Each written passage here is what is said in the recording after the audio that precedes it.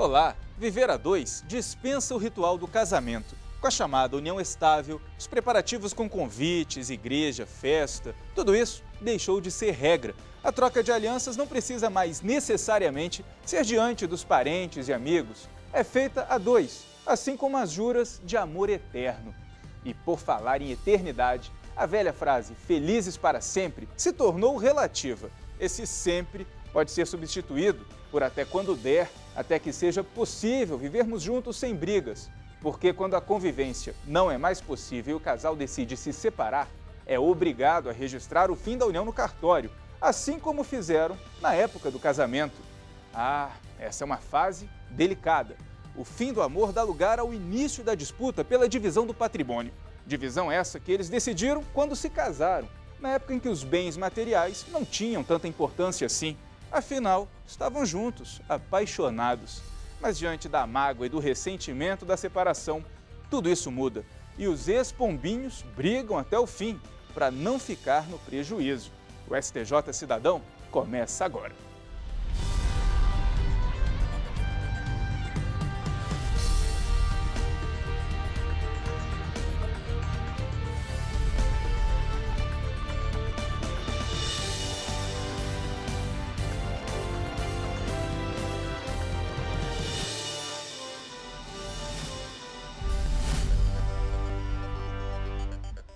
Quando o casal decide viver junto, começa uma maratona de preparativos para o casamento. Igreja, festa, decoração, mas muita gente abre mão de tudo isso. Simplesmente assume o compromisso a dois e pronto. É a chamada união estável.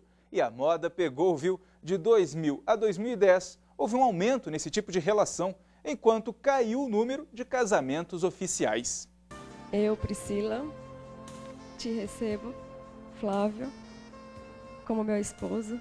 Recebe essa aliança em sinal do meu amor e da minha fidelidade.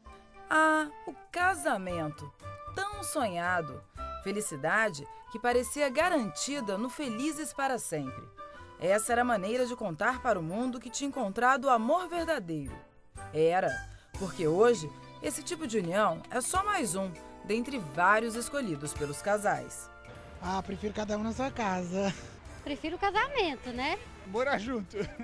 Com certeza casamento. O relacionamento tem que ser junto, né? Os dois juntos, né? Estável. A união estável foi considerada como entidade familiar na Constituição de 1988. Nesse tipo de relação, não existe casamento, mas convivência. Não depende de tempo, só precisa ser público, contínuo, duradouro e com o objetivo de constituir família. A baixa burocracia no momento em que a relação acaba faz com que o status seja um dos mais procurados. Dados do IBGE mostram que houve um aumento entre 2000 e 2010 de 28,6% para 36,4% e uma redução de casamentos oficiais de 49,4% para 42,9% no mesmo período. Se os casais estão desistindo de entrar na igreja para dizer o tão sonhado sim, vale lembrar que não é preciso correr para um cartório. O registro não é necessário, mas tem que provar que o relacionamento era mais que um namoro ou um noivado. E a partir daí, os direitos passam a ser os mesmos de pessoas casadas. Quanto ao regime de bens, o Código Civil dispõe a respeito da união estável da mesma forma quanto ao casamento, no sentido de que, se as partes não dispõem em sentido contrário em um documento escrito, que o regime de bens vai ser outro, o regime aplicável é o regime da participação, da comunhão parcial de bens. Então, todos os bens adquiridos onerosamente na constância da união, eles se comunicam. Agora, as partes podem estabelecer outras cláusulas em contrato escrito, disciplinando que se aplica a um determinado bem, que ele vai ser incomunicável, que adota alguma regra da comunhão universal, adota outra regra da comunhão total, da comunhão parcial. Então, as partes podem dispor em sentido contrário. Se elas não falam nada, se elas simplesmente passam a viver juntas, é o regime da comunhão parcial de bens. Adilson optou pela união estável no primeiro relacionamento. O jornalista morou por 9 anos com uma mulher, tiveram uma filha, mas não deu certo. Ele investiu em um novo relacionamento. E aí, a opção foi outra. O segundo relacionamento eu oficializei porque era um desejo da minha mulher. Ela queria ser casada no cartório, queria ter o registro de casamento. Eu não me opunha a essa ideia, né?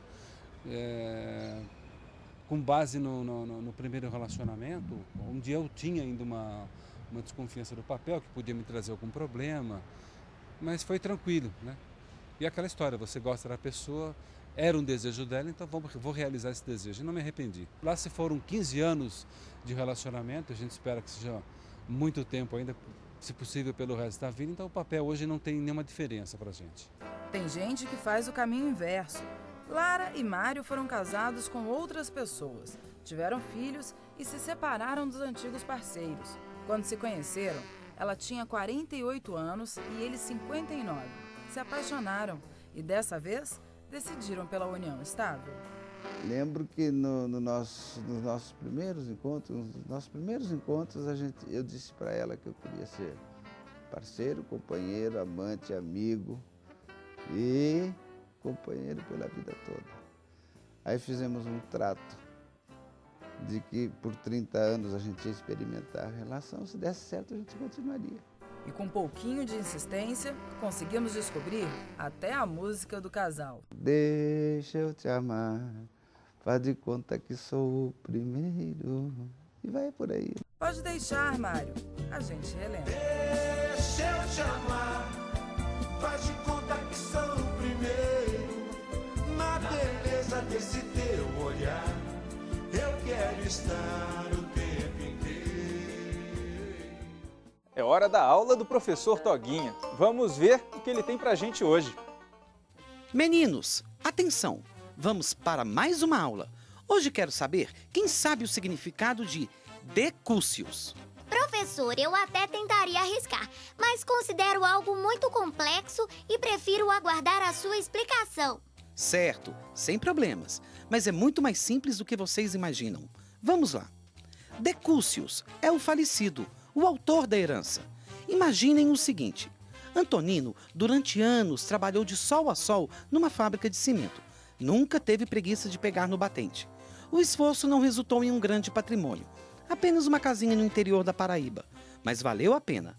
Quando ele morreu, deixou a família amparada. A viúva Heredivânia, com quem foi casado durante 35 anos, e os 5 filhos. Eles agora tomam todas as providências para com relação ao testamento. Nesse caso, Antonino é decúcios, o autor da herança. E no próximo bloco, o assunto é divórcio. Quando o casamento não dá certo, é preciso registrar em cartório o fim da relação. Em 1 minuto.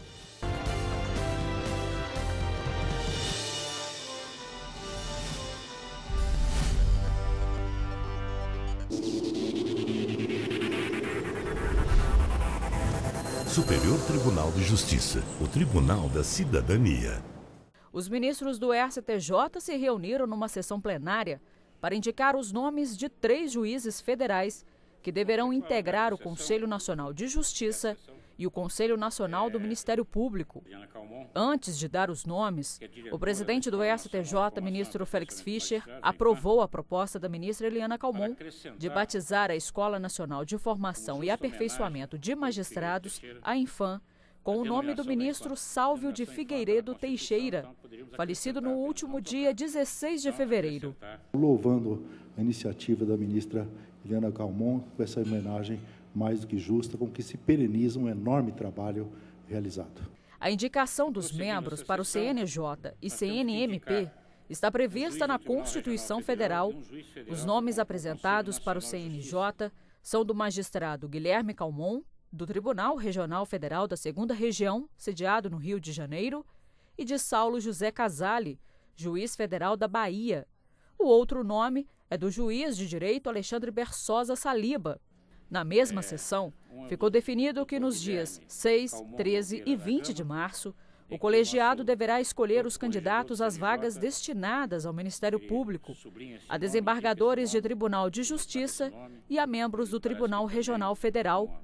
Os nomes são para a substituição dos ministros aposentados César Asfor Rocha e Massami Ueda, e do agora ministro do STF, Teori Zavascki.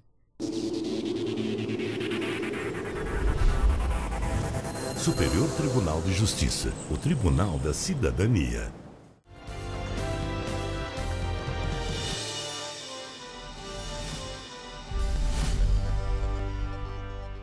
Quem faz a opção pelo casamento enfrenta uma papelada. Isso porque a união precisa estar registrada em cartório. Quando o casal decide se separar, é da mesma forma.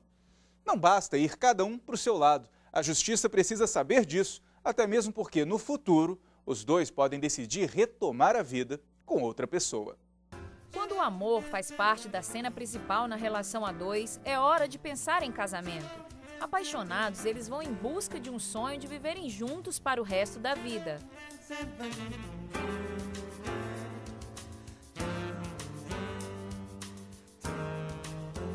Na maioria dos casamentos, com o passar dos anos, começam a surgir os problemas no convívio. Seja porque um dos parceiros muda o modo de agir e de pensar e o outro não concorda. Os dois simplesmente se fecham para ajustar os ponteiros e começam a caminhar em direções contrárias. As dificuldades só aumentam. E dessa forma, ainda há relação? O que é uma relação? O encontro de diferenças. Seja ela qual for. O homem, ele quer uma coisa e a mulher quer outra. São vontades, desejos distintos. Então, se não houver uma disposição de negociar, de inventar algo para esse impossível da relação entre um homem e uma mulher, não tem possibilidade. Ou tem possibilidade a um preço muito alto, a um sofrimento muito grande para os dois. E se o amor dá lugar ao sofrimento? É hora de romper vínculos. E isso não é nada fácil. Imagina quem um dia se casou para o resto da vida enfrentar uma separação. Isso não é uma questão de culpa, acho que é importantíssimo dizer isso. É uma questão de responsabilização, sabe? Reconhecer a sua parte, né? O que a gente fez para esse casamento chegar nesse ponto? O que nós fizemos? Eu o que eu fiz, você o que você fez. Né? É para quê? Para sair como um culpado e a vítima? Não. Né? É para que cada um reconheça a sua responsabilização, a sua responsabilidade e tente mudar aquilo, e tente não reproduzir isso. Mas a separação não pode ser resolvida só na conversa.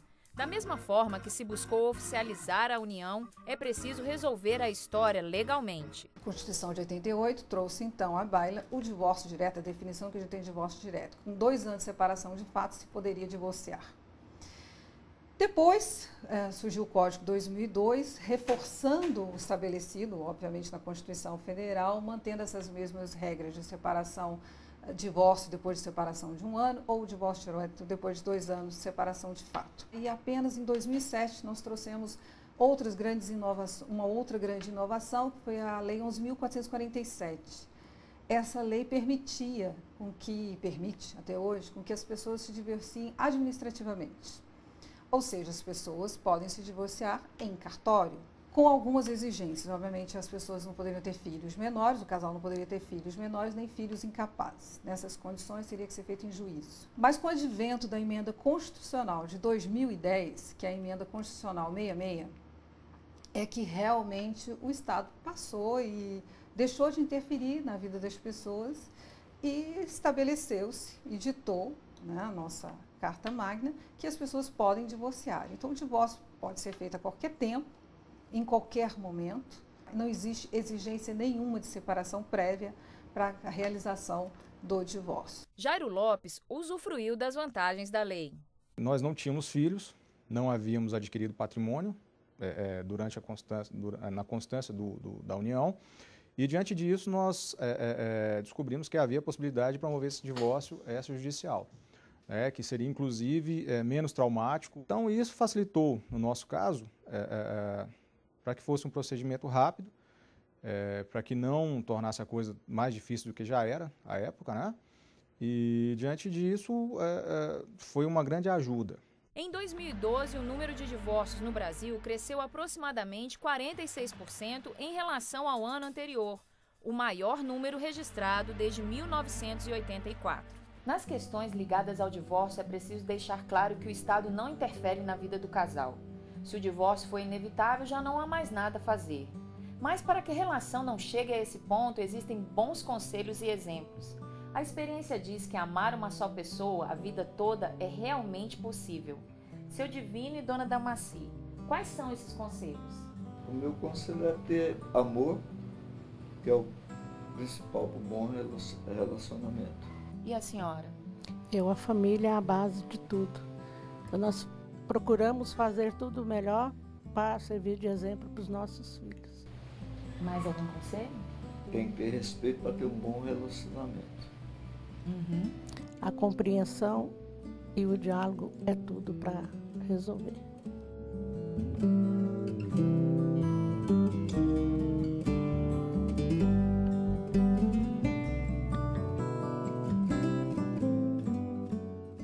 Ao tomar as providências para o divórcio, é preciso pensar na divisão dos bens. Com quem fica a casa, o carro, a coleção de DVDs.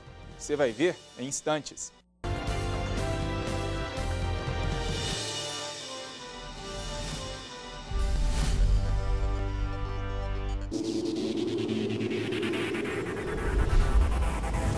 Superior Tribunal de Justiça, o Tribunal da Cidadania. No auditório do Centro de Convenções Ulisses Guimarães, em Brasília, o ministro do Superior Tribunal de Justiça, Humberto Martins, recebeu a honraria da Ordem do Mérito Judiciário do Distrito Federal e dos Territórios. O magistrado foi agraciado no grau grão-colar pelos relevantes serviços prestados à cultura jurídica e ao Poder Judiciário do Distrito Federal. Humberto Martins é bacharel em Direito e em Administração de Empresas. Foi desembargador do Tribunal de Justiça de Alagoas e presidiu a seccional alagoana da Ordem dos Advogados do Brasil. Ainda é autor de diversas obras e artigos que vão do debate sobre o direito do consumidor à efetividade do processo.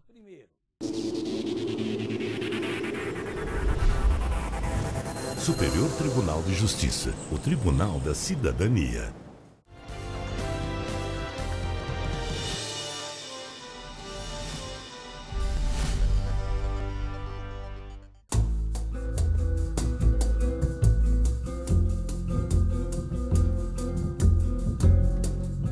Renata e Abner vão se casar. Já entregaram toda a documentação no cartório e assinaram o tipo de regime, a comunhão parcial de bens. Assim, todo o patrimônio que vier a ser construído pelo casal será dividido entre eles. E o que cada um já possuía antes do casamento permanece preservado. Estava analisando e viu que na comunhão parcial, aquilo que a gente, depois que casado, a gente adquirir juntos, se for uma possível separação que não vai acontecer, cada um, isso será dividido para os dois. E aquilo que a gente adquiriu como herança, com os pais, com a família, a gente achou que seria complicado envolver toda a família se houvesse algum tipo de problema, né, no futuro, uma morte de um cônjuge, por exemplo. Então a gente achou mais conveniente ser o comunhão parcial de bens. A comunhão parcial de bens é o regime mais escolhido pelos casais. Só neste cartório em Brasília é a opção de 9 em cada 10 noivos. E é muito casamento, viu? Em média, uma centena por mês. Em 10 anos de atividade, este tabelião já assinou mais de 12 mil registros de casamento. Por meio dele, a pessoa vai unir o patrimônio a partir do casamento. Então, eu sinto assim que há um sentimento bom em relação a esse regime e é por isso que ele é o mais escolhido. O Código Civil Brasileiro de 2002 estabeleceu como padrão o regime de comunhão parcial de bens, mas é possível escolher entre outras 3 opções: a comunhão universal, quando os bens de cada um dos cônjuges passam a ser do casal, sejam eles anteriores ou posteriores ao casamento; a separação total, quando cada um dos bens pertence a somente um dos cônjuges, mesmo que adquiridos depois do matrimônio; e a participação final nos aquestros. O nome parece complicado, mas é uma espécie de separação total em que, nos casos de partilha, cada cônjuge terá direito à parte em que contribuiu, mesmo se o bem estiver no nome do companheiro. Você contrai o casamento, os bens anteriores que você possuía continua sendo seu, cada uma das partes, e os bens posteriores que cada um adquirir individualmente continua sendo seu durante o casamento. O grande lance é o seguinte, os bens que forem comprados juntos. Então, por exemplo, comprou-se um carro na constância do casamento. Aí a mulher tirou do bolso dela e pagou metade do carro, e o marido pagou a outra metade. Nesses bens em que houver contraprestação, numa possibilidade de separação, aí sim se divide somente esses bens. Agora, digamos, eu comprei um carro na constância do casamento e eu paguei sozinho por esse carro, o homem ou a mulher, aí não, aí é de cada um por si. Mas se houve contraprestação, houve participação final nos aqué, é exatamente isso, essa participação final nessa onerosidade, houve contraprestação, se divide apenas os bens da contraprestação. Prova de amor, companheirismo, afeto, o casamento pode ser tudo isso. Mas sob a ótica da legislação, é um negócio jurídico e, como todo negócio, é regido por contratos. Se o casamento fracassa, o negócio é desfeito. É aí que, muitas vezes, a justiça é acionada. A terceira turma do Superior Tribunal de Justiça julgou o recurso de um ex-marido que não queria prestar contas à ex-mulher durante o período em que foram casados. Ele alegou que o pedido não fazia sentido, que os bens eram mantidos pelos dois, já que estavam sob o regime de comunhão universal. Mas os ministros entenderam que ela tinha o direito de ter informações sobre os bens, que apesar de serem do casal, eram administrados pelo ex-marido. Para evitar alguns conflitos, o Código Civil estabelece a separação total de bens como regime obrigatório de casamentos nos seguintes casos: idoso acima dos 70 anos, divorciado com filhos, sem apresentação de partilha e viúvo que não fez inventário. Essas pessoas, inclusive, elas têm uma surpresa no cartório, porque elas trazem, por exemplo, um divorciado. Ele traz para o cartório uma certidão de casamento com a averbação do seu divórcio. Ele fala assim, ó, eu fiz a partilha dos meus bens. A gente fala, mas e cadê o comprovante, né, de que houve a partilha? Não, eu não trouxe. Eu falei, não, se você não provar, a lei diz que o regime é separação obrigatória de bens. Mas a burocracia não tira do casamento a magia de ser um dos momentos mais importantes da vida de um casal. Para Abner e Renata e milhares de noivos por todo o país, é a simples realização de um sonho. Rapaz, eu confesso para você que isso, na verdade, vai ser uma bênção para minha vida, para a vida dela, com certeza. A gente vai ser, com certeza, mais feliz e um completa o outro. Acho que o casamento, isso que é o grande lance do casamento é esse, é o completo que tem na minha vida com a vida dela agora. Coisa assim que passou, nem parou, mas olha só pra mim. Se voltar, vou atrás, vou pedir, vou falar, vou dizer que o amor foi feitinho pra dar. Você vai conhecer agora a história de casais que superaram as diferenças, enfrentaram juntos todos os desafios que apareceram e vivem felizes, mesmo depois de muitos anos de casamento. Eles não têm receita ou fórmula mágica, mas aprenderam com um grupo de casais voluntários a usar a própria experiência e as conquistas do dia a dia para mostrar que a relação a dois não é tão complicada assim. Com um jeitinho aqui e ali, é possível viver e bem sob o mesmo teto.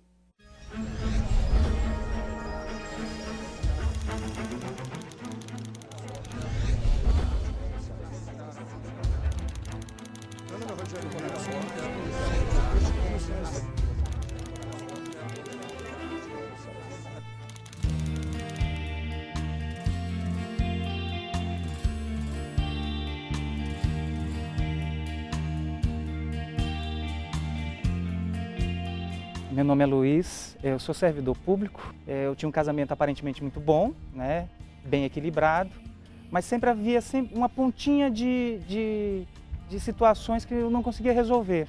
E quando eu passei por esses cursos, eu pude perceber o quanto era importante valorizar o cônjuge, valorizar os pequenos momentos e ver que vale a pena investir em alguns cursos para a edificação de vidas, de famílias. Por isso hoje nós estamos coordenando esses cursos. Meu nome é Sara, eu também sou servidora pública e junto com Luísa eu tenho auxiliado no trabalho com casais, no aconselhamento matrimonial e também aconselhamento com mulheres, pessoas que têm dificuldade no relacionamento com suas famílias.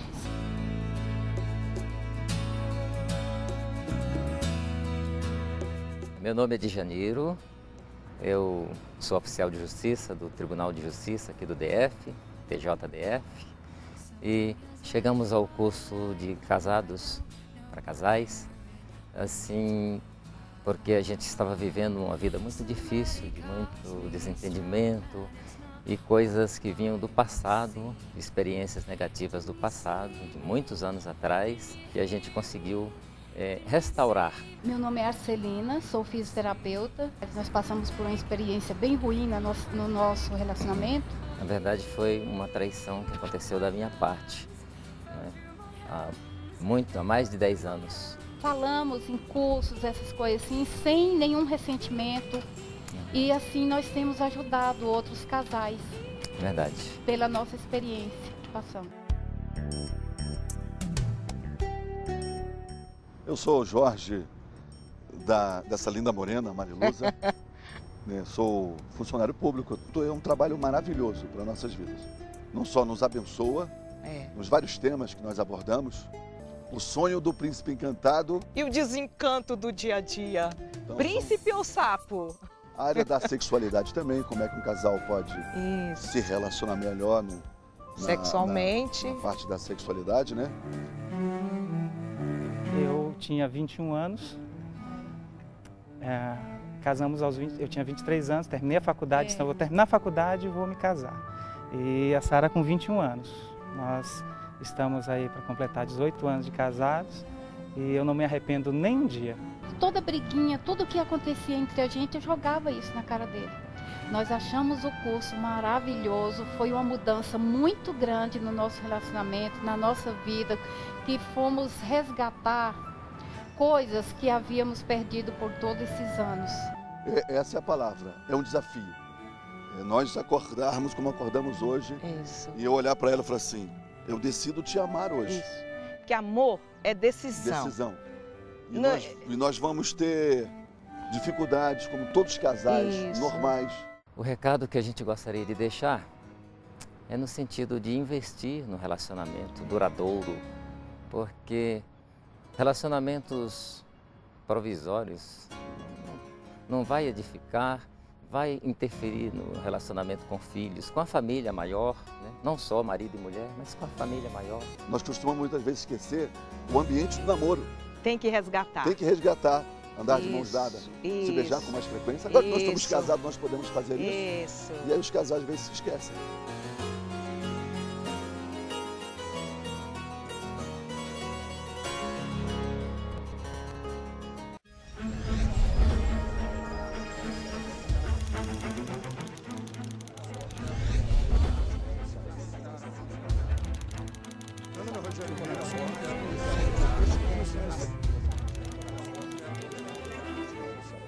E a gente fica por aqui. Você tem alguma sugestão de reportagem, crítica ou elogio? Não perca tempo não, mande um e-mail para a gente. Para assistir ao programa pela internet, é só acessar o site do Tribunal. O endereço é este aqui, que aparece na tela.